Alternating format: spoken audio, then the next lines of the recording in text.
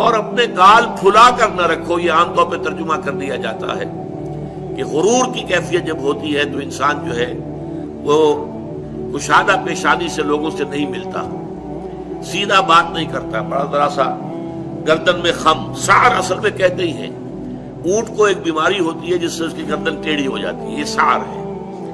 جس کو ہم اپنی زبان میں کہتے ہیں کج روخی۔ ایک آدمی آپ سے بات کرنا چاہتا ہے، آپ اس سے فیس نہیں کر رہے، اسے ذرا یوں کر کے بات کر رہے ہیں، گویا کہ براہ راست اسے ایڈریس کرنا، یہ اپنے مقام سے آپ بڑا فروغ سمجھتے ہیں کہ یہ تو نیچے ہے، میرا مقام بہت بلند ہے۔ اسی طرح یہ جو کج کولاہی ہوتی ہے، کولاہ جو ہے وہ ذرا ٹیڑھا ہو،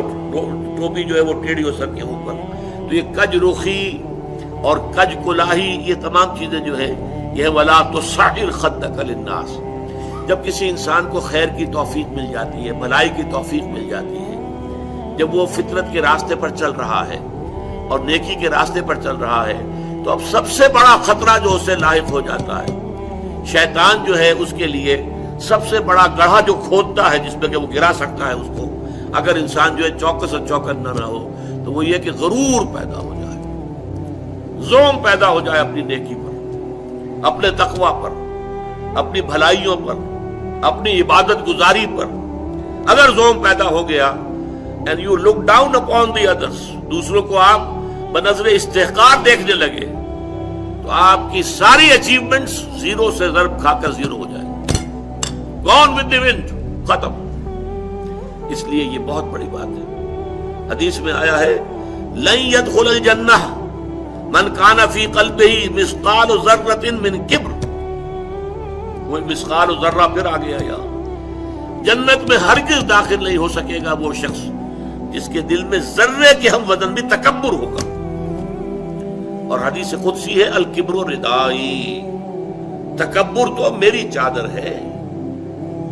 مجھ پر راست آتی ہے۔ المتکبر اللہ کے ناموں میں سے ہے، هو اللہ الذی لا الہ الا هو الملک القدوس السلام المومن المہیمن العزیز الجبار المتکبر، وہ المتکبر ہے، المتعال ہے، بہت بلند ہونے والا اور بہت تکبر کرنے والا، لیکن بندے کے لیے نہیں۔ بندے کے دل میں اگر تکبر آ گیا تو اس کی ساری نیکی، سارا تقوی زائل ہو جائے گا۔ ولا تصعر خدک للناس، تواضع ہونی چاہیے۔ شیخ سعدی نے بڑی خوبصورت اس کے لیے مثال دی ہے۔ درخت ہے، آم کا درخت ہے، امرود کا درخت ہے، انار کا ہے، سنترے کا ہے، جب اس پر پھل آتا ہے تو شاخیں جھک جاتی ہیں۔ اسی طرح انسان کو اگر اللہ تعالیٰ خیر عطا کر دے، اچھے ثمرات اس کی سیرت میں، اس کے کردار میں، اس کی شخصیت میں، علم کے اعتبار سے، کردار کے اعتبار سے بھلائیاں آ جائیں، پھل آ گیا ہے، تو اب اس کو جھک جانا چاہیے، تواضع ہونا چاہیے۔ اس کے بجائے اگر تکبر ہو گیا، گردن اکڑ گئی، تو معلوم ہوا کہ بس سارا اپنا کیا دھرا جو ہے وہ ضائع ہو جائے گا۔ ولا تصعر خدک للناس ولا تمش فی الارض مرحا، اور زمین میں اتراتے ہوئے نہ چلو، اکڑ کر چلنا، اترا کر چلنا۔ مرح جو ہے وہ فرح سے آگے ہے، فرح کہتے ہیں خوشی سے آپے میں نہ سمانا، وہ تو خوشی سے آپے سے باہر ہو گیا، یا وہ نہیں سما رہا تھا، وہ کوئی اور لفظ میرے ذہن میں نہیں آ رہا اس وقت۔ تو یہ جو اس فرح سے آگے مرح ہے، اس میں یہ ہے کہ انسان اترا کر اپنی بڑائی، اپنی خوبی کا اظہار بھی کرتا ہے۔ ولا تمش فی الارض مرحا۔ اب آپ دیکھیں گے کہ یہ مضامین جو ہے